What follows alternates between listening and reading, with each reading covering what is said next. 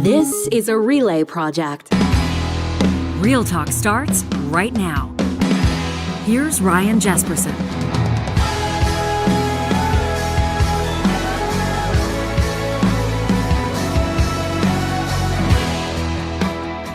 I want to thank you for joining us on a very special edition of Real Talk. I suspect that some of you that are watching or listening this episode are going to be ones that have never missed a show, and I guarantee that some of you will be discovering Real Talk for the very first time based on the guest that we're going to be speaking with today. She's one of Canada's most high-profile spokespersons on mental health, including eating disorders and including anxiety. She's had basically no choice but to have her personal life discussed and debated by millions of people based on her long-term marriage to Canada's sitting Prime Minister. And she's got a new book out that she's going to talk to us about.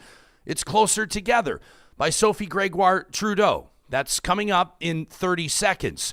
This episode of Real Talk is happening with the support of Alberta's top real estate school. You can find it online at relo.ca. Relo's putting out the call to those of you that are sick of working your desk job. You're sick of working for somebody else. You're sick and tired of working in a job where you feel unfulfilled and where you feel like your earning potential is capped. Relo is the perfect place to start, to study for your real estate exam, to get licensed, and to get started helping people buy or sell that perfect property. They've got expert instructors that are going to help you along every single step of the way.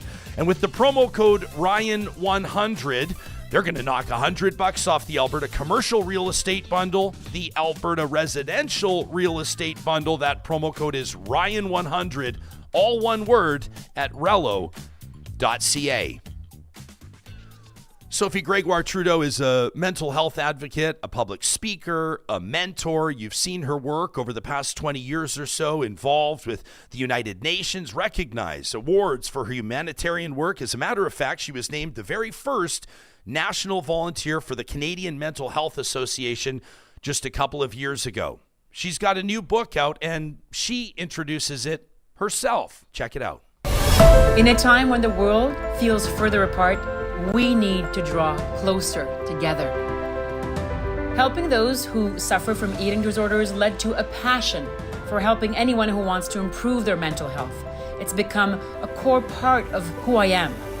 As a mental health, emotional literacy, and gender equality advocate for the past 2 decades, I have discovered more about human emotions than I ever thought I would.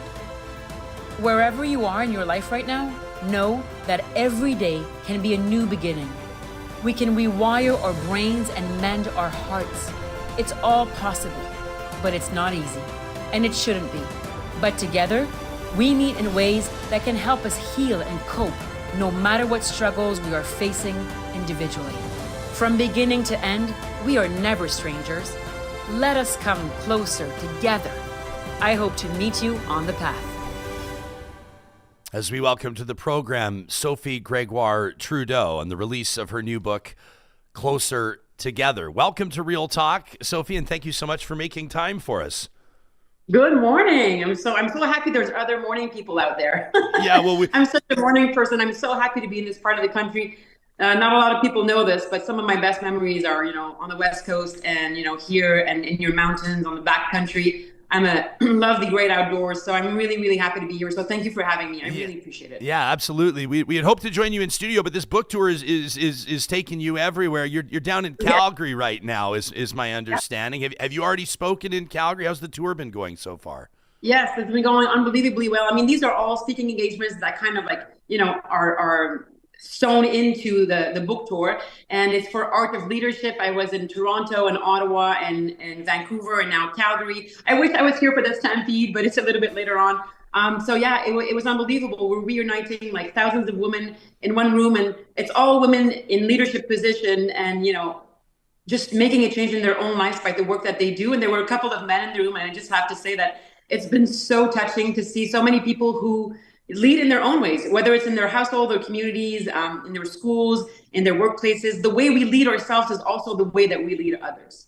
We play your trailer there because you sort of pave the way or set the tone for the book. And you talk about emotional literacy, and we hear that a lot these days. What does that mean to you, and what do you hope that means to your audience? Yeah, we don't need fancy words to describe how it feels to just be human every day. And it's not an easy thing to be a human. It's not an easy thing to lead our lives. And so many people are struggling. Mental health is not just the absence of mental illness. And it's kind of the fabric of our lives. It's how we move. It's how we feed ourselves. It's what we bring our attention to, how we sleep, what we eat, what we put in our bodies. That's the whole fabric of what it means to be, well and healthy. Now, if you take one element or two elements out of that wheel, the whole wheel doesn't turn as it should. So wellness is really about looking at our truth. And you know what, Ryan? It's not always convenient to look at our truth, whether it's as individuals or as a society. And it's difficult because it means we have to look at our pain, and we're not taught to sit with pain. So for me, emotional literacy means to be aware of our own truths. You've been sort of thrust into a couple of interesting positions that most people can't relate to. I mean, first of all, a national television personality, so everybody knew your name before you were dating Justin Trudeau. You marry him, we don't recognize it as this, but Canada's First Lady, which obviously puts you in the national spotlight for a number of years, and then going through a separation where, millions of people across the country have their own opinions about your personal relationship. How have you navigated those waters? Not perfectly, let me tell you that. Many days, no, I don't hold it all together all the time. I'm a human being. I'm an open-hearted, loving person, and I love people. So, I think I'm 49 now, and when I began my relationship and building a family, I was in my late 20s. So obviously, there's a growth curve that, everybody listening right now, it's the beautiful, things that come with aging is that we calm down, we know ourselves better, we don't have to prove to the world who we are because we know who we are. So I think that because I've always been on the self-discovery path, and I'm a curious student of life, and through my yoga and meditation and my connection with nature and people just around me, I never believed that I was fulfilling a role, whether it's, wife or her first lady, or I think that when we believe in our titles and in our roles, we get things a little bit confused. I never really changed through this whole process. I hope that I transformed and that I evolved, but I never really believed, I am this person fulfilling this role. I think that's a little bit of a disconnect. And I've met enough people in my life to realize that, with big titles and big accomplishments or none at all. And we all have the same value. And this is where I move from. And I hope that my kids are feeding from this energy and from this groundedness, because for me, there's no really other way to be, because that is where the truth sits. If you think you're different from other people and you feel threatened by their difference, it's because you're not secure in your own self. And I see this in movements all across this country and this world as well. And it can be better explained if you understand the psychology of human beings and human behavior. You wrote this book prior to the separation, correct? So just so I understand the timeline correctly, do you think that had you written it after, that it would have influenced the content, or were you aware of whether it's protecting your family unit or keeping personal details private? How did you choose, your mindset when you were approaching putting this book together? When you live your life, you can't imagine other scenario because you're living your life. So even if I wanted to project or change something, I can't. It is what it is, and I accept what is. Would I have chosen to not have to share the state of my love because there is still love and my respect and my family, dynamics? Of course, I wish I hadn't. Of course, but it is what it is, and so I accept where I am. Is it easy? No. And, I have beautiful children. I don't want to protect them from the world, but I don't want to induce, unnecessary pain and exposure. So yeah, it is a very, I would say, not treacherous, but you have to use discernment and perspective. And you have to also understand that the most people who criticize, my life is not what you see on social media or the 5 pictures of me in a summit during the year. That's not my life at all. But unfortunately, sometimes people form a perception of who you are just by watching that. So you're right. In some ways, even when I go out and I do speaking engagements, people come up to me and they're like, we didn't know you were like this. We want to get to know you more. And then I'm like, oh yeah, that's true. I was in a position where people had this perception of me dependent on XYZ of what they saw. But you can't think of that in your everyday life. If you start thinking of that, you'll lose your mind. So I think that my most basic role is to stay grounded, is to know my values and to go towards others with the same, candor and curiosity that I've always had. And I think that that's also something that I don't know how you live it, Ryan, and people listening, but that I would say the naivety of the child, the beauty of going towards others with less judgment and more curiosity, that's a quality that children have that I think we have to foster as adults. And from a mental health perspective, it is super important to foster that, because the most unhappy human beings on this planet, and we can look at our own communities and our own even households right now, are the ones who cannot trust in others. You get personal about your journey. I mean, starting in childhood, you talk about being an only child. You talk about loneliness and anxiety. You talk about eating disorders, infertility. I'll ask in more detail about each of these, but I want to share something with you, Sophie. When we confirmed your appearance on the show and announced you were going to be joining us, a viewer by the name of Cheryl sent us an email like in 10 minutes. Like 10 minutes after we announced it. And she says, last Saturday, says Cheryl, she was on a long run in Edmonton's River Valley, and she was listening to the audio version of your book, Closer Together, which you narrate. She says, what a great way to take in the book, especially because Sophie loves nature as well. She's calling you Madame Grégoire, by the way, but I'm going to say Sophie. No. Sophie. She says she was running on the Fireball Trail when you were talking about your childhood. She ran by the Royal Alberta Museum while you were sharing about eating disorders. And she was listening to your son and daughter talk about social media while she was deep in the wildflowers of Two Truck Trail. So this will mean something to Albertans that are familiar with these trails. She says, I want to thank Sophie for narrating her book. It was a real gift for all of us. But she has a question about eating disorders. She shares, and Cheryl does, in a lengthy email, I won't read it all, about her own daughters and their awareness around eating disorders and the awareness that their family has tried to achieve. But Cheryl says, my question to Sophie is about her position on 12-step recovery programs for eating disorders. Cheryl says, I developed an addiction to compulsive eating that got so bad over many years that I couldn't solve the problem with any human aids, even though Cheryl says she tried everything. Cognitive behavioral strategies, habit bundling, exercise, diets. Cheryl says, the only recovery I found was through a 12-step program which focused on a spiritual solution. Sophie states that food became my drug of reassurance. Cheryl says, so I know that she understands this mental affliction. And she wants to know if you support a 12-step program for recovery from compulsive food behaviors. And if so, when do you think that human aid solutions work, and who might need something like a 12-step program instead? She would appreciate your perspective on that. This from obviously a big fan of yours. That's a big question. I've met thousands of people. And by the way, I walked by the river in Calgary, and it was just beautiful. So everything that you were describing, I actually did yesterday after my speech to go out in the great outdoors. So I really can relate to Cheryl and maybe what she was thinking about when she was walking by that river. So thank you for sharing that with me. I've met so many people on my path, and I realized that there is not one program that can heal an eating disorder. Why? Because most compulsions, and this is true for eating disorders, for an addiction to TV, to sex, to relationships, to food, whatever, name it, what your drug of numbing is, what your drug of reassurance is. Because all compulsions stem from a lack of emotional nourishment. So for eating disorders, for example, for Cheryl, it's not just about the food, right? I know she knows this. And it's really about that lack of emotional nourishment that we are seeking that we're not getting. Dr. Gabor Mate, who I collaborated with in the book, says this: trauma is not just something really bad that happened to you, which happens to a lot of people. And I'm sorry for what you have been through if you're listening right now and that's the case.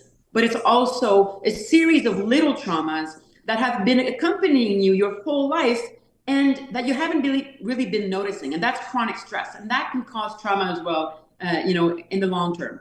And when Cheryl talks about spirituality, whether we're going to push away religion here, or if religion is your spirituality, that's fine as well. But I just want to make sure that we're really including everybody in here.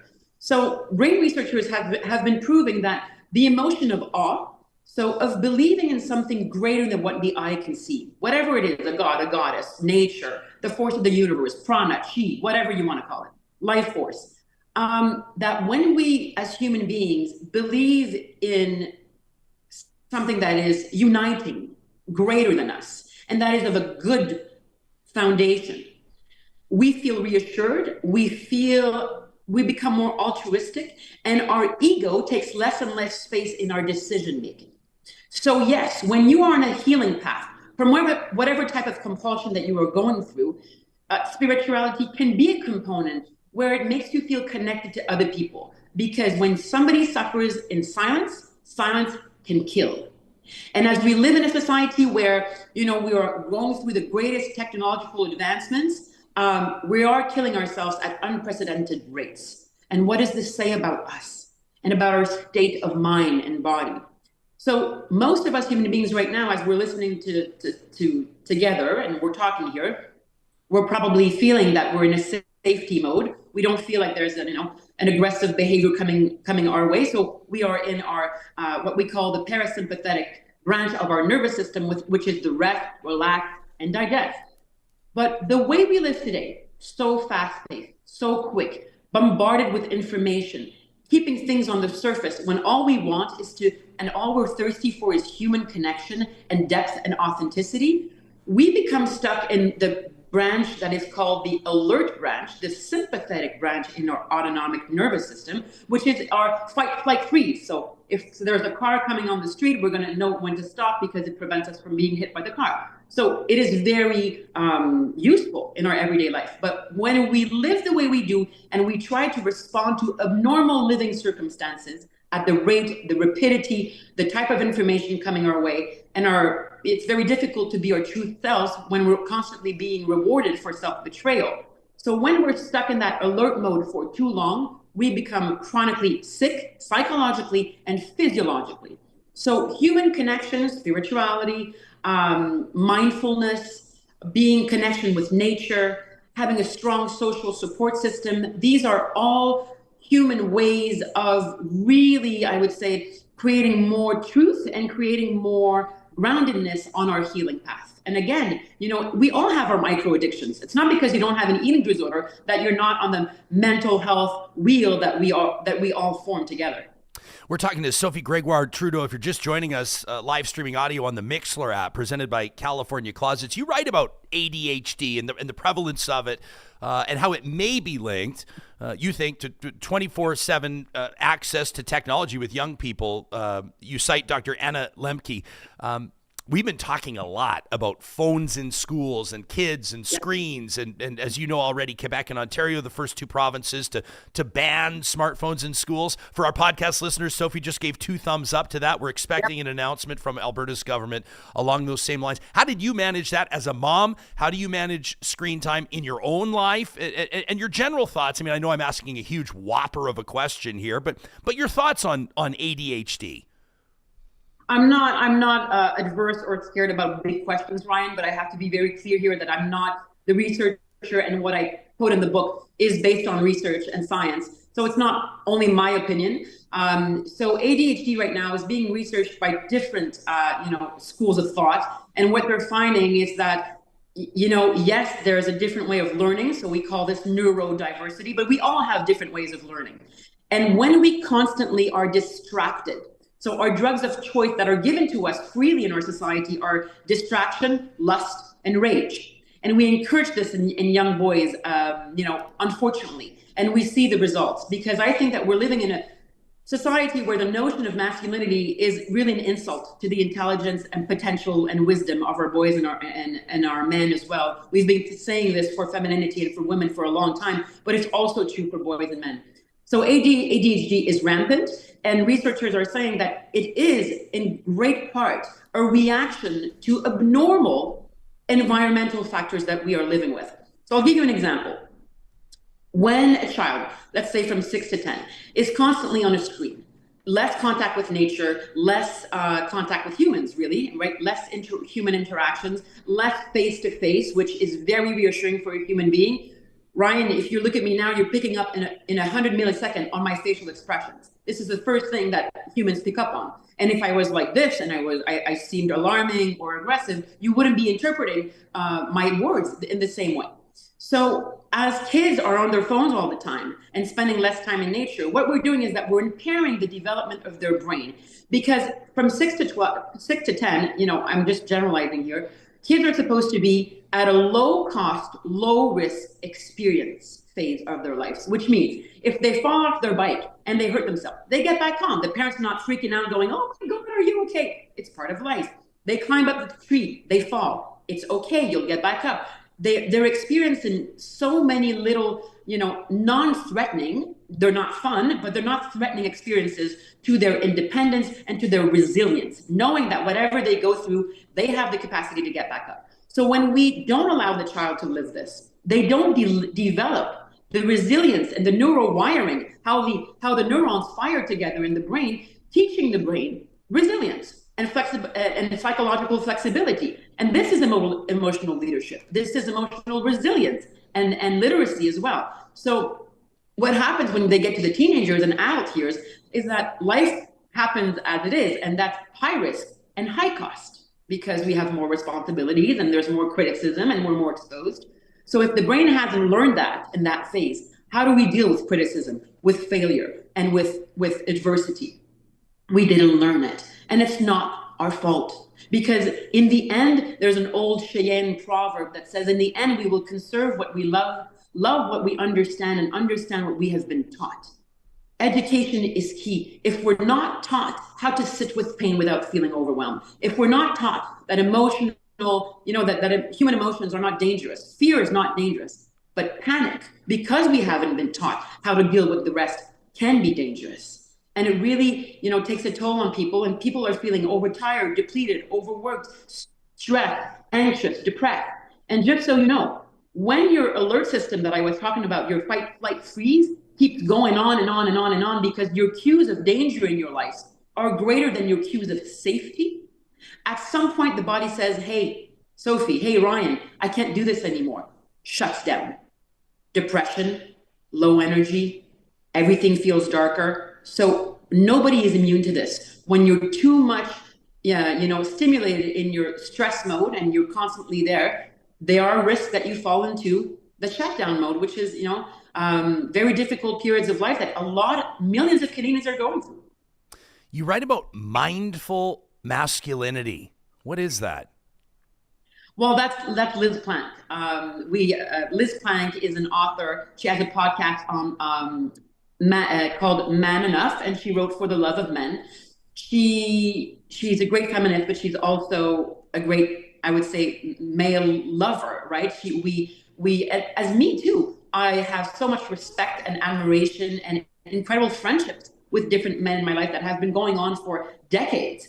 And we both know, looking at the research, this is not just our own opinion yet, that's Liz Plank right now on her podcast, that men have been growing up with standards and values that keep them closed into a definition of what it means to be a man, and they're suffering as well. And we have to have their backs and their hearts.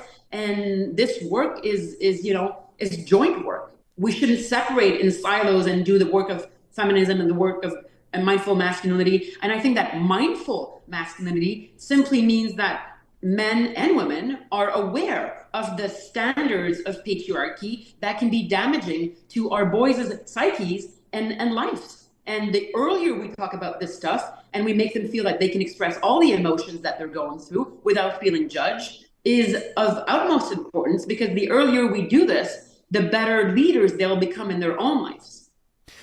I would imagine, like on a tour like you're doing across Canada, and you're inviting people to join this journey with you. I mean, I've seen videos and photo of you speaking with people after the events, obviously, and there you are talking to Malala, an amazing and compelling human. That's a while ago. Yeah. She's but when you decide to take on a subject like infertility, and you write about infertility, I would imagine that you've had 1,000 different responses to that from 1,000 different people. What has struck you from the general public about talking about infertility?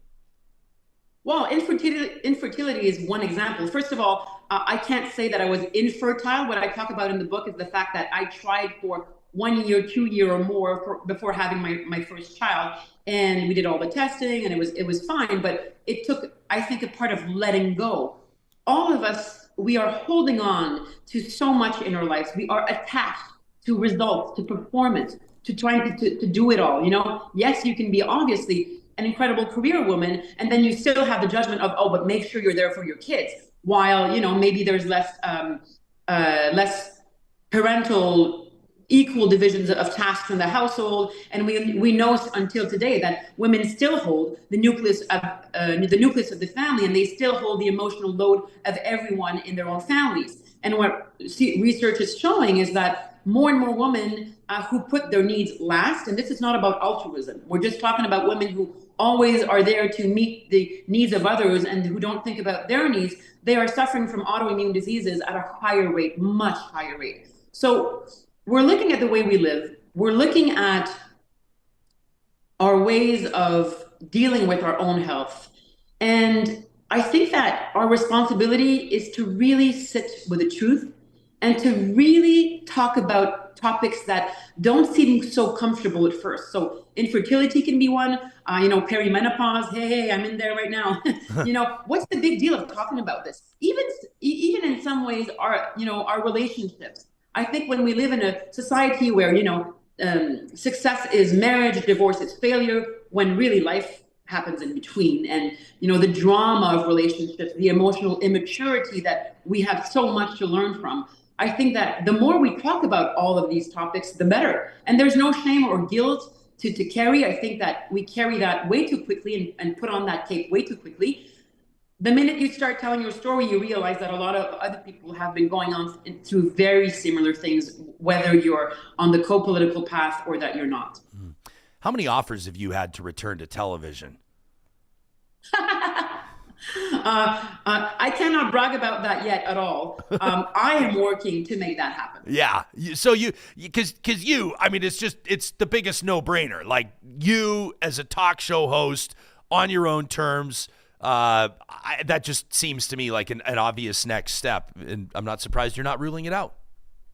Well, you know what? I'm not ruling it out. I also think that I've been giving this voice, and I hope that on my path, I'll be taking it with lots of responsibility, but without taking myself seriously. I think that's the key here. I love humans. I know I'm an only child. I swear to you, I've been brought up saying, hi, my name is Sophie, you want to play? And I think I still have that predisposition, and I just love humans. So if I have a way to connect with them on a broad level with talking about deep stuff, I absolutely, I'm very interested. I'm not sure which format it will take yet, to be honest.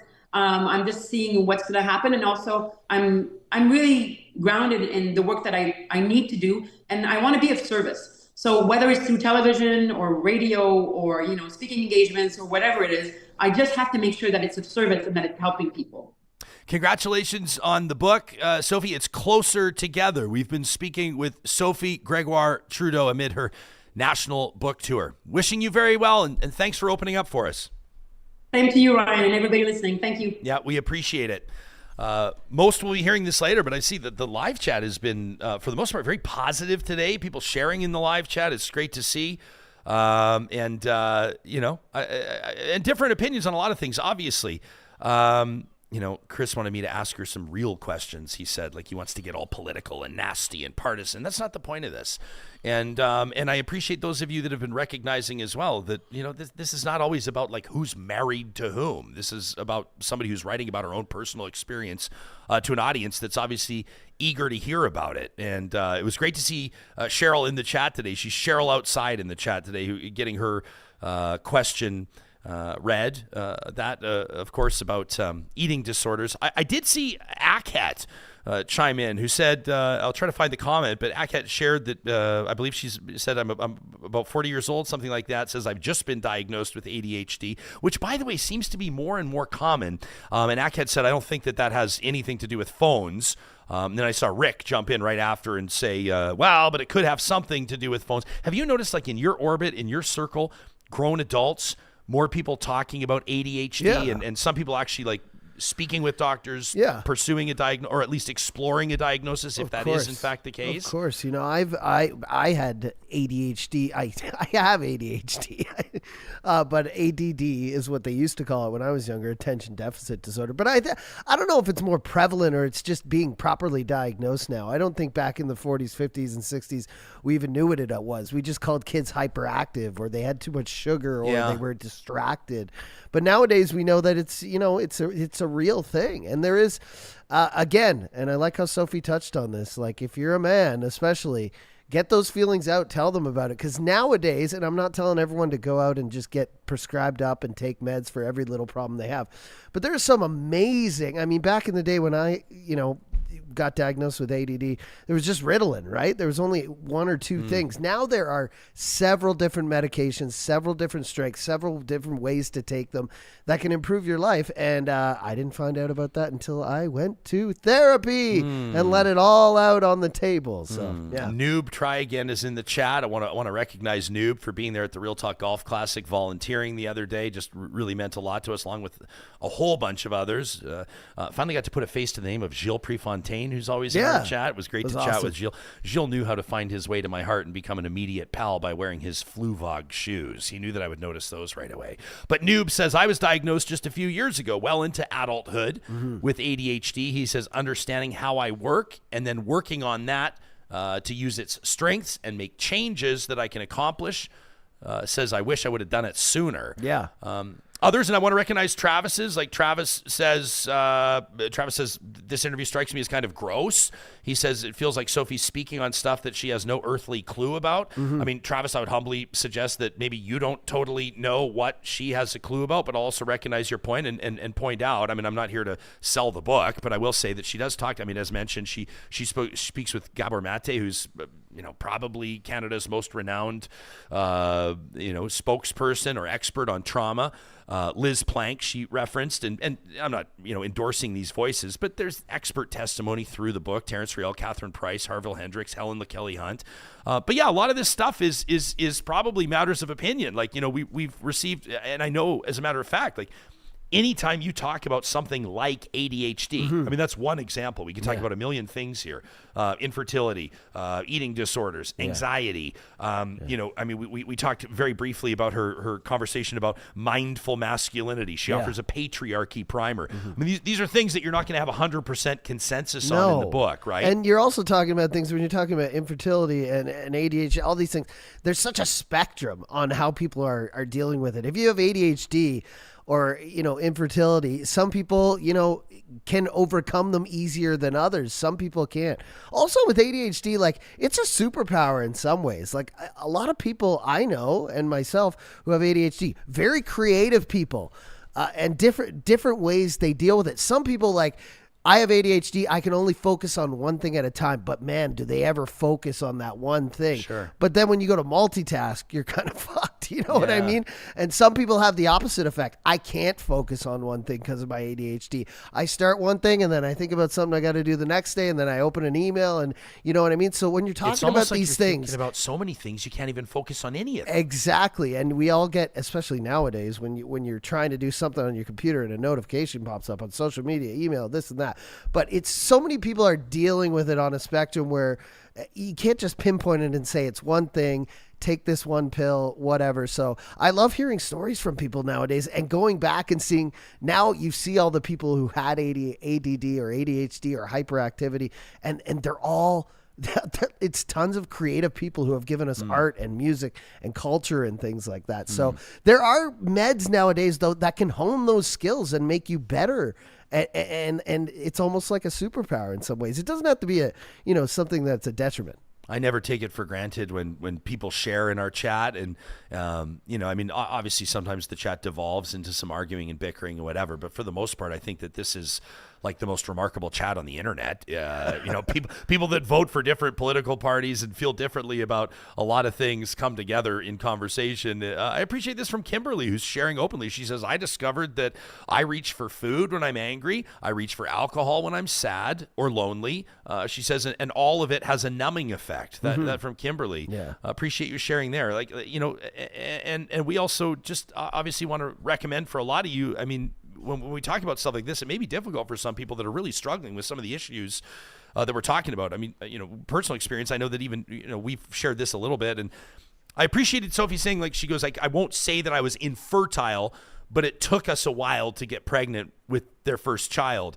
And my wife, Carrie, and I have talked a little bit about our journey, and we never presented it as infertility, because you never want to take away from people that have like that, it's like an actual medical diagnosis. But for us, it took like several years to have our baby bear Noah, who just turned 2. And that's kind of a journey. But my experience was that once we made a conscious decision to share that or to talk about it, it was amazing how many people come forward and say, oh my gosh, here's the story of our journey, or here's what we have struggled with. And they're all different miles that these people have walked, and there's many different reasons behind it and different approaches to it and different outcomes, obviously.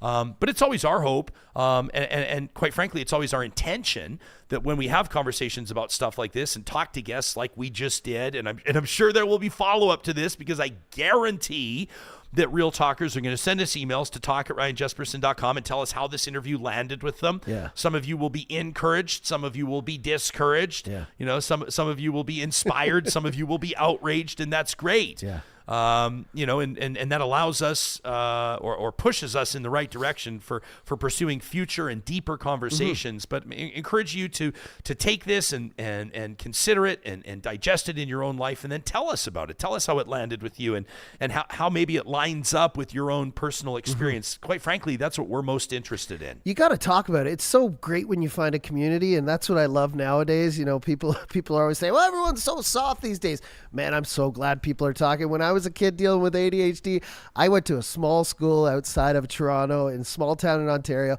I was the only kid with Ritalin like taped to his lunch sandwich. I thought I was like a monster, right? True story. But now, in my class, which was a small class again, but nowadays, when you find other people like you and they tell their stories, you're like, oh my gosh, I feel the exact same way. I've been feeling like this for years. When you start talking about it, when you find other people and connect, it just makes life easier when you know that, man, other people are dealing with the same thing. And that's what I like about our chat here too. Everyone kind of coming together today, talking about, I see stories here. People are talking about their families with ADHD and infertility issues right now. Yeah, absolutely. Denise says in the chat, some of the folks questioning Sophie's qualifications don't understand that sometimes the school of hard knocks can be more educational. I love this comment from Bunny Slippers. I think I shared this on the show, that I found a manila envelope with all of these of mine.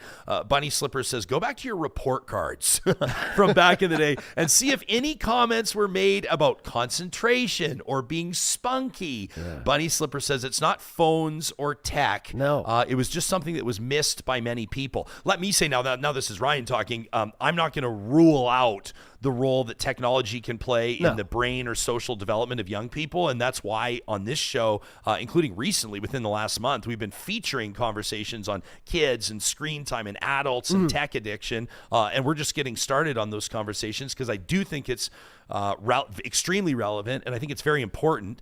You look at people walking across crosswalks. You look at people walking down sidewalks, and like literally nobody is making eye contact with anybody. You look at people at red lights, and like everyone's on their car, like everybody on the bus. And I don't begrudge people for whatever. Like, who cares? Whatever. You're catching up on your stuff. You're getting work done. That's fine. I mean, I'm the number one offender here, but it just is like, we have, our behavior has, in our usage and our reliance on technology, our enjoyment of technology, our addiction to technology has drastically changed over the last 10 years, even over the last 5. But people, it's just a different distraction nowadays. I mean, back in the day in class, it was whoopee cushions and pop rocks and comics. Now it's just your phone, because everything is on your phone. I don't think it's like kids are more distracted nowadays. It's just a different form of distraction is all. Yeah, 100%. We're going to get to, hey, speaking of community and speaking of, personal development and I mean, this is a bit of a praise report from a real talker named Jason, who sent us an email, and I want to read that in just a little bit. But first, this just feels like a perfect time with Sophie. We're on a first name basis, obviously. With Sophie talking about, getting outside and the mental health benefits that it has. And how about Cheryl's incredible email talking about, giving us the mile markers on her run outdoors as she was listening to this audiobook and talking about the benefits of getting outside. Every single week on Wednesdays, courtesy of our friends at Tourism Jasper, we get outside in a way. We remind ourselves of the benefits of getting out to the mountains. It's MyJasper Memories, presented by our friends at Tourism Jasper. And, there is growing scientific evidence that being in the mountains is not just the best thing ever, although it obviously is, but it can also significantly contribute to your overall wellness and mental health.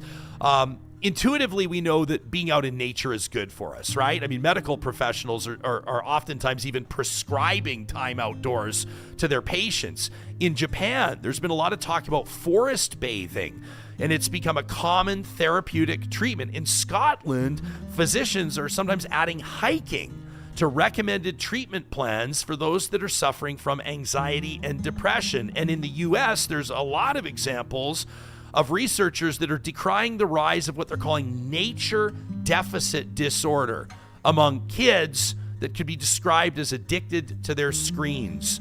Get this, even in our favorite place, Jasper, Alberta, even the mayor of Jasper follows the town's unofficial motto, which is a bike ride a day keeps the doctor away.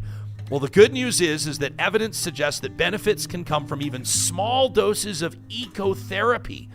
And you may not have all the time in the world, but that's fine. If you can find 15 or 20 minutes, a 15-minute walk in the park can have a positive effect on your day and on your overall well-being. So here are 10 ways that Jasper can help you be a better you. You can go for a hike. You can book with a guide for a completely stress-free experience. What about relaxing in the outdoor hot tub or the pool at the Fairmont Jasper Park Lodge? We love our friends at Jasper Motorcycle Tours. This is like one of the coolest businesses going in Jasper as far as I'm concerned. They not only get you out in nature, you can feel that fresh wind whipping through your hair, but also, of course, an immensely fun experience that can be shared among a group of loved ones, which will strengthen your bonds and also boost your health. You can cozy up in a cabin, and there are different cabin options available at different price points, different availabilities through the year. Jasper's the cabin capital of Canada, and you're just one step away from the wilderness. And you can get outside in other ways as well that we tell you about often, like soaring up to a summit via the Jasper Sky Tram, or even getting out on the water with whitewater rafting guides on the Athabasca River, or even canoe tours. There are a ton of different ways to get outside. You can make your own long list or check out the recommendations from the team at Tourism Jasper to get out, to de-stress, and to soak up that mountain glow. You can check out jasper.travel today and start making your MyJasper Memories, presented weekly on Real Talk by our good friends at Tourism Jasper. Makes it a little tough to be in the city when we take a look at all those options out in the mountains every single week, doesn't it? We were just talking about this today. There's kind of a playoff gloom around the city. It's not really, I mean, it's been beautiful, but it's also been, just a little chilly for this time of year, just a little cloudy for most of the day. It's kind of just like there's a lull. Can we recognize that this would have been parade day in Edmonton? So I was just thinking about that. I know now I can talk about it, but man, they started telling us, hey, because of course the others, they don't want to talk about it, but you have to plan ahead. Yeah. So, the week of, we hear, okay, oh man. We had our contingency plan. We had so much getting, McDavid and Dry were going to bring the cup up on the balcony in the moss pit. Me and my buddy DJ Alizé were like, this is going to be one of the greatest experiences of our lives. Yeah. We were going to have our Real Talk sponsors sipping mimosas and hanging out our window here onto 104th Avenue as the cup went by. It's just all the things that could have been. Them driving around the town from Rogers Place all the way around up White Ave and back again all day long from 10 a.m. till 6. It's just, That was a lot of fun talking to Carrie Tate yesterday from the Globe and Mail, and we presented, if you missed it, or if you didn't yet have a chance, if you maybe slept in yesterday just hours after Game 7 wrapped, and so you missed, you couldn't bear to check out your Instagram and see Matthew Tkachuk taking the Stanley Cup into the ocean. That wasn't what you wanted to be watching. I've been watching those videos, and it's pissing hard to me watch. off. It's hard to watch. They're at like a bar on the beach in South Florida. And there's like 27 people there, and congratulations to the Florida Panthers. 100%. An incredible team. 100%. Even though Tkachuk was a ghost the whole series. But let's just say this. An amazing team, deserved champions, and no disrespect to Florida. You know, I was born there. It's an amazing place. It's incredible. It's gorgeous. But 27 people outside a bar. Can you imagine if the Stanley Cup was at any restaurant or bar in Edmonton? There would be thousands of people clamoring the streets. I don't know that they could do that. No. I don't think you could do it because I just think that the security issues would be so huge. Walking down the beach, and then they're like, here's a security camera footage of, I know you guys have seen it on X, of the Stanley Cup took a trip to the beach today. It was like the morning after the Cup. And it's one guy with the cup, you can't even tell which player it is, and another guy, and they're just waiting at a stoplight with the cup, and cars are going by. No one's honking. No one gives a fuck. And then they walk across to the ocean. This isn't the Tkachuk video that everyone's seen where he actually takes it in, but they're just walking along the beach in the morning, and no one's around. No one cares. You could not do that here in Edmonton. You couldn't take it to the lake in Summerside or whatever body of water, the river valley. There's no way. People will be everywhere. It's just sounds like a bad idea. The cup into the North Saskatchewan River. That sounds like a terrible idea. I thought it was a bad idea just to take it into salt water. That has to affect the metal in some way, doesn't it? That cup has seen a lot, pal. Oh, that cup has seen a lot. Also, didn't like Tkachuk's dad lifting it. That's a no-no. There was some controversy That's about a big no-no. Keith Tkachuk lifting the That's cup a big without no-no. winning it. You got to win it to lift it. Sure, like I that. guess. Although there's a lot of people that, given the opportunity, would do the exact same thing. I mean, hold it, but don't lift it like you're a champ. So we present yesterday the Oilers Fans Guide to Navigating Heartbreak, and we had some fun with it. You can check it out in our podcast archive, or of course on our YouTube channel as well. Thanks to everybody that subscribes to our YouTube. By the way, 15,000 subscribers we've just hit. We sure appreciate that very much. But I asked you by way of my Twitter yesterday, what's the number one positive thing, Oilers fans, that you're taking away from this season? And I wanted to read some of these. Like Mark Cardinal chimes in. He says, I made new traditions with old friends. I high-fived more strangers than I ever thought possible. We showed the entire continent who the best pro sports fans are. We learned a lot about the character of this city, and it makes me proud. I love that from Mark. What about this from Chris, who says, my most positive part of all of this is the city cementing itself as a true raucous and passionate hockey town, and the international hockey world embracing it. Seeing I Wish I Was in Edmonton was awesome. This is a great praise report from Matt, who says, my wife grew up in the Okanagan and just wasn't a huge sports fan. We've had tickets for years, but she wasn't obsessed. Now she's obsessed, he says, and I love it. Barbara says, I learned how important it is to endure and to do your best. Any outcome when you do this is acceptable. I thought that was great. Mark figures that we dodged a bullet. He says, we didn't ruin our future by winning Game 7 like the Maple Leafs. The Maple Leafs back in 1942, still the only team to come back in a Stanley Cup final from 3-0 and then to win in the reverse sweep. But, of course, the Maple Leafs since 67 have had a tough one. So I thought that was pretty funny from Mark. Deb hits the nail on the head and says the best fans stayed classy and showed how thousands of people can come together in a tight area and all get along. Well done, Alberta. Steve says they had to feel the sting of defeat after being so close, and they'll never want to feel that again, and I hope it unlocks another gear. Jeremy says the emergence of Bouchard and Skinner and Broberg, we'd add in Holloway, as quality young players. And I love this one from Coach Lenny, who says the idea around team. The Oilers exemplified the tenacity and the grit and the determination necessary to overcome adversity several times. Well said, Lenny. And he says, how is this done? They redefined team. And I thought that was great. So people are able to find positive. It still stings. It still sucks. Yeah. You know, the Western Conference champion banner will go up on the first home game in the fall. And obviously everybody would prefer to have two banners going up. But still, a lot of positives to take away. And I'm grateful that real talkers were able to find them. Sure, I guess. You're not sold yet. I know. You and I intended to be drinking champagne this morning, and instead we're drinking sparkling water. I know. Everyone I worked with, and now I can kind of talk about this but they had a big shindig at Rogers Place after Game 7 to everyone who works in Rogers Place, from the food vendors, the servers, the people who set up the boxes for all those expensive boxes during the finals, and just everyone who works in and around Rogers Place. And they had this party planned for after Game 7. It was supposed to be this huge celebration. And, it was great. Free food, drinks. Everyone was in the club area. But the vibe just around there was like all this hard work for nothing. But, man, it wasn't for nothing. I'm never going to forget the last 2 months. It was absolutely incredible. The people that came through this city, and mostly just the fans, how we all came together. And like you said, not a sniff of rioting or a few fights here and there that you might see pop up on those. I'm not going to mention them because I never do, because I think they're pretty negative. But, those social media accounts that keep putting up, Sure. Man, it's sports. People get drunk. They fight in every sports fan, community. There's around. likes to fight guy. But there was nothing drastic. And even after the game, we showed the pictures yesterday. I could pull them up again. But nobody rioted or threw beer cans. Everyone just kind of sulked. People laid on the ground in the mosh pit. People were so just together. It was like he deflated a balloon, a huge balloon that was the city of Edmonton, right? Wise Kyle says Gretzky lost his first final, and he's right, and so did Sidney Crosby, and so have many other champions, and so but the difference here is Connor's. Sidney. What it took him 3 years. This is don't worry about it. Connor's 9th. Don't worry about it. It's just you look at people that got engraved on this cup, especially, and you're like. Jesus.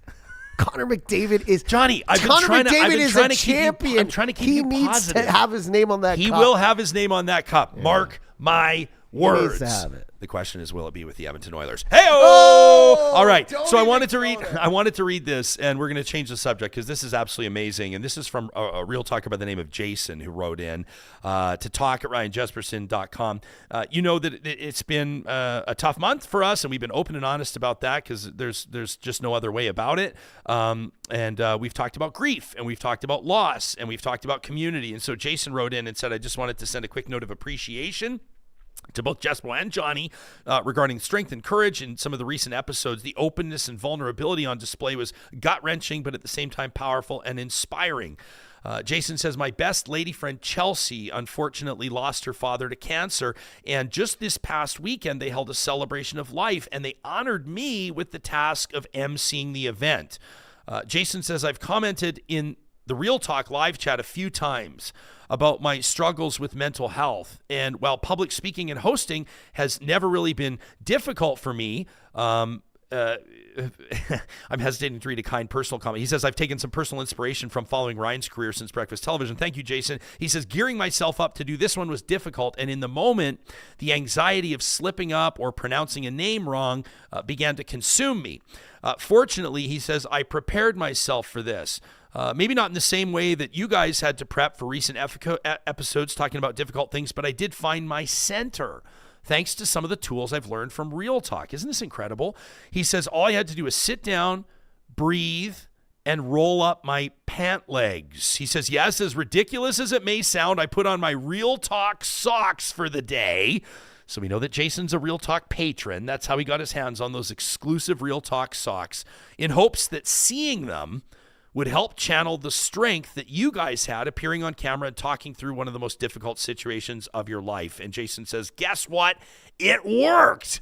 He says, I had 0 alcohol. He says, I'm 18 months off the sauce, attaboy, and 0 cannabis in my situation, which is very unusual for me, says Jason, and I still pulled it off. Sure, I may have stuttered a few times. I definitely fought off some tears, but and that's a great thing, Jason. And sometimes even not letting sometimes just letting them flow is great. He says, but I made it through the whole thing, and I was complimented on the lovely job that I did by friends, families, and complete strangers. And the best thing that I was told was that Mike, may he rest in peace, would have been so pleased and so happy with the way that I helped present his life and his achievements. And he says, and I think that's exactly how your friend has been looking down on you for the past week. He says, I just wanted to say thank you so much for showing up every day, almost, nice, and providing this incredible platform for the province, for the country, for the world. I'm pleased to know of and be part of this community that's been created. With love, Jason. How's that for a note to just Beautiful. put wind in our sails and Beautiful. keep us going? Hey, Jason, we sure appreciate that. And we also appreciate the comments where you hold our feet to the fire and where you're not pumping our tires and you're not filling our buckets, because those, of course, push us to be better as well. When we come back, we've got an interesting email from Martin, who's an engineer and has some insight into this conspiracy theory that we talked about yesterday with Carrie Tate. The conspiracy theory that there was no need for the city of Calgary to procure pipe from San Diego, California, because there was appropriate pipe waiting in Nisku. You've seen this conspiracy theory popping up. This is all part of the bigger picture around Calgary's, basically water woes, that big mess with that water main heading into Stampede. So we've got an update on that story. Plus, I wanted to get to Martin's email because in my mind, this kind of puts it to rest. So you'll be better informed than everybody else on the internet in just a couple of minutes. But first, this episode wouldn't even be happening. We wouldn't have that platform that Jason's talking about without our incredible partners like our friends at Friesen Brothers, who through the month of June are celebrating Alberta Pork Month. And that means, you say, what's in it for me? It means, number one, not only do their real butchers have the best cuts of Alberta pork available at all 17 of their locations, but Friesen Brothers is also presenting giveaways, grilling tips, and more. You can check it all out on their website, friesen.com, and a pretty cool promotion going on right now. Every purchase of Alberta pork that you make, as long as you're registered as a smart shopper at Friesen Brothers, you will automatically be qualified to win a grill. That's right, every location's giving away a grill through the month of June. It's Alberta Pork Month at Friesen Brothers, Alberta grown and Alberta owned. Our friends at Kubi Renewable Energy are Canada's fastest growing solar installer, and that means that they're always looking to staff up.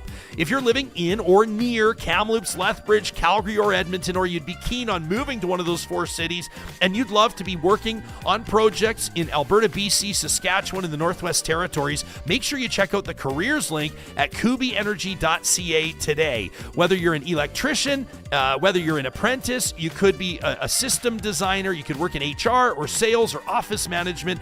They're looking to expand their team across the spectrum. Again, that's the careers link at kubienergy.ca. It was great to check in yesterday with our friends at Complete Care Restoration. They are busy right now helping people restore properties and rebuild peace of mind. It's that time of year where fire strikes communities, floods happen. Sometimes it's on an individual level. If someone's working on a renovation at home and they discover black mold where they didn't expect it, or they've had their spidey senses tingling and they think there might be asbestos there. This is not something you want to mess around with. Trust the certified and trained professionals at Complete Care Restoration. They're ready to respond 24/7 at completecarerestoration.ca.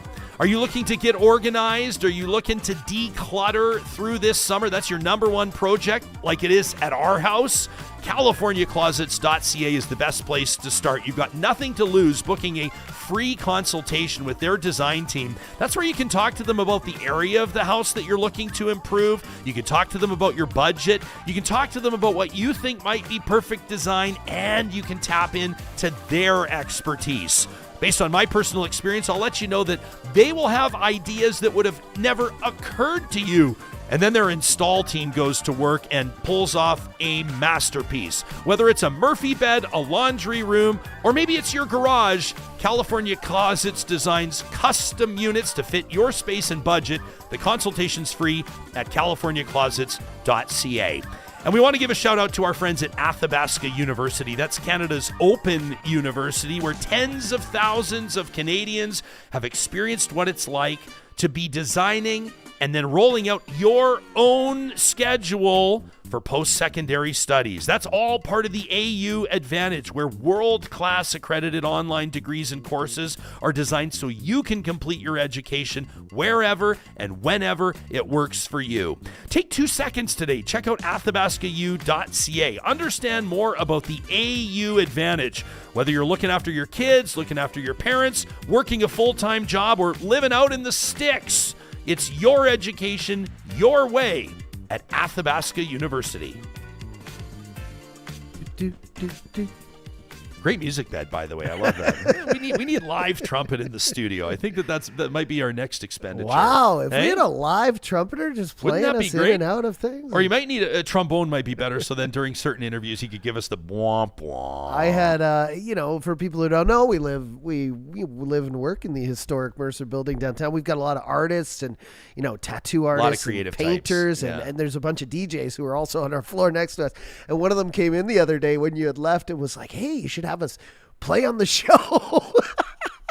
Can you imagine setting up a great idea. Just to your right there where the mic is? Just a little DJ play our music beds? Just rip off Ellen. Why not? Although Ellen probably wasn't the first with a live DJ, was she? No. Yeah, no. But had the most prominent ones, right? Yeah. So we're talking about Calgary's water woes. We're now, what are we, like 2 sleeps away from the Calgary Stampede. And, of course, that city has been rationing water. Most citizens have been over the past while after a significant water main break. And so people are rightfully asking the question, is Calgary going to be running dry during Stampede? Carrie Tate is the Alberta correspondent, one of them for the Globe and Mail. And she joined us on the show yesterday shortly after Calgary's Mayor Jody Gondek had updated journalists on the status of those repairs. And before we get to an email from Martin, who's an engineer, asked that we don't identify the firm. Of course, Martin, we won't, but it's a verified email. We wanted to give you this update. So this is Carrie Tate of the Globe and Mail talking about Jody Gondek's announcement. This was from our Tuesday episode of Real Talk. It sounded positive this morning. They are in the final stages of the repair, starting the backfill on the main break, and then plus 5 hotspots that they fixed. And then after that, once they have the pipe fixed, they have to do the things like test the pressure, refill it, disinfect it, flush it, all of that. But it does sound like the July 5th timeline, which was an improvement on when things were looking really bad, will be bumped up again. So not only should we have proper running water for Stampede that we can clean up prior to the beginning of the festivities. So that's Carrie Tate. So that sounds like good news. And I'm just realizing as she's talking, I need to fact check myself. We're not like 2 sleeps away from the Stampede. We're 9 sleeps away from the Stampede. I'm getting ahead of myself. So the crews that are, can you tell that I don't have plans to be at the Stampede yet? But the crews that are working on this are obviously have about a week to go, but they're saying that the timeline is looking good. Mm-hmm. My pal Kent Stonehawker, shout out to him, a realtor down in Calgary, posted some photos yesterday. He was out and about on 16th Avenue. So basically the Trans-Canada Highway heading through Calgary with photos of huge flat decks carrying those big pieces of water pipe. And you can imagine that people would be cheering those trucks along as they're arriving in the Stampede City. So we asked Carrie about this conspiracy theory that officials in Calgary had sourced pipe out of San Diego instead of Nisku, Alberta, and they could have done better. And Carrie kind of shrugged it off and said it just doesn't. She says, I didn't spend a lot of time chasing that rumor down because it just seems so ridiculous. And anyway, it prompted an email from Martin, who says, I'm an engineer in the oil sands, and says, I work in the space of buried utilities. And he says there absolutely would be pipe in Nisku that would meet the size and pressure requirements for that big water main. But there's always a but. The issue is it wouldn't be the correct grade for potable water. He says carbon steel pipe has a multitude of different grades. You realize that like Real Talk has the smartest audience members. I love this. In Canada. He says so the size and pressure requirements are met, but it's not the correct grade. Carbon steel pipe has a multitude of different grades, and only a select few are allowable for potable water. He says generally the pipe sitting in Nisku would be intended for high temperature dilbit service or some other hydrocarbon or processed water application. And if we use just any old pipe, the same people crying foul about getting pipe from San Diego would be complaining about the rust and the manganese and everything else that would be leaching into their water supply. He says you've also got to look at the images of the pipe that's being delivered. It looks like seamless pipe, and most of the pipe that's sitting in Nisku of that size would be welded pipe, which is typically spiral welded. And I have no idea what that means, but Martin does, and I bet that many of you do as well. Says, I don't know all the requirements for potable pipe that large. It's not really something that I deal with, but the potable pipes that I deal with are generally 24 inches or smaller. And as you were talking about yesterday, this is like pipe you could basically drive a small car through. I mean, truck. it's absolutely No, a huge. truck, yeah. Yeah, I mean, They're it's huge. massive, right? Says it's also worth noting similar problems to that pipe in Calgary are starting to crop up in older oil sands facilities. And Carrie talked about this yesterday as well. This is not an issue like this big water main break and this huge headache is not. It's happening in Calgary, but this could happen anywhere. And this pipe in question, if you want further details, make sure you listen to our interview with Carrie Tate. But Martin says it's cropping up in older oil sands facilities, and it's really expensive to monitor other than watching usage. It's extremely expensive to fix, and so everybody generally ignores the problem until they can't. And he says this is a massive problem in all municipalities and facilities with buried infrastructure. Out of sight, out of mind. That from Martin. Mm-hmm. So there's some clarity, but also a bit of a gut punch as we realize that what we're seeing now in Calgary could and probably will happen in many other jurisdictions. And as I went on at length about yesterday, will certainly demand further conversations between municipalities and the province, and probably municipalities and the feds, although you'll remember that whole Provincial Priorities Act that the UCP introduced, where they don't want to see that type of collaboration and cooperation and talk about funding, right? The province wants all the money to flow through the Alberta legislature. They want all the money to flow across the premier and the minister's desks. But in a scenario like this, where you're talking about billions of dollars of infrastructure deficit, this is a story that's looming, like Martin said, until it's not out of sight and definitely not out of mind. We welcome your emails to talk@ryanjespersen.com. You can send them in confidence. We always prefer if you send them from your professional accounts. If you're claiming to have professional expertise, if you prefer that your name or your company not be mentioned, that's something that we can adhere to, but we insist that we're able to fact check the source of this information before we put it through to our audience. That wraps today's episode, and we want to let you know what's coming up over the next couple of days. Coming up on Thursday's episode, we're going to be talking about workplace injuries. And I know that this is going to be a powerful conversation because 2 of our 3 panelists, it's an early edition of the Real Talk Roundtable, have lost family members in the workplace. They're going to talk about deficiencies in legislation and otherwise in Canada, and I guarantee it's going to be a wake-up call. And then on Friday, prepare to be inspired, especially if you're an entrepreneur, as we welcome some of the winners of the Alberta Business Awards to Real Talk.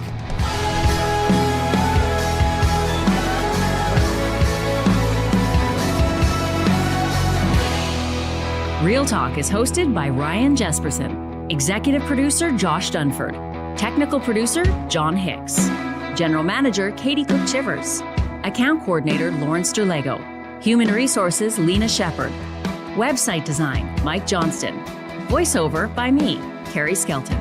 Real Talk's editorial board is Supriya Dwivedi, Ahmed Ali, Brandy Morin, Ann Castleman, Corey Hogan, Harman Candola, Catherine O'Neill, and Chris Henderson. Member Emerita, Julie Rohr. Real Talk is recorded in Edmonton, Alberta on Treaty 6 territory, the traditional and ancestral territory of the Cree, Dene, Blackfoot, Saulteaux, and Nakota Sioux, home to the Métis settlements and the Métis Nation of Alberta.